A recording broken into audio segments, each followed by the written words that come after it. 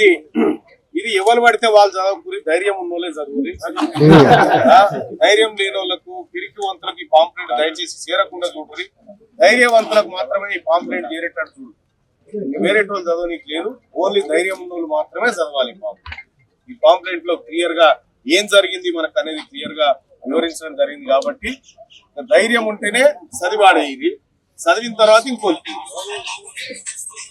కాబట్టి ఫిబ్రవరి 2 తారీఖున జరిగేటువంటి ఈ సభకు మీరందరూ భారీ స్థాయిలో మీ అందరికి ఈ వేదిక నుంచి వాకర్స్ అందరికి పిలుపునిస్తా ఉన్నాం.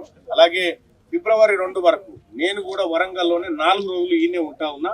4 రోజుల పాటు వరంగల్లో ఉండేటువంటి పెద్దలకి మన లక్ష్యాన్ని నెరవేర్చుకోవడానికి ఒకటై చెప్తా ఉన్నా, ఎక్కువ రోజులు లేదు, 4 ఏళ్లలో మళ్ళా దుకాణం క్లోజ్ చేస్తా.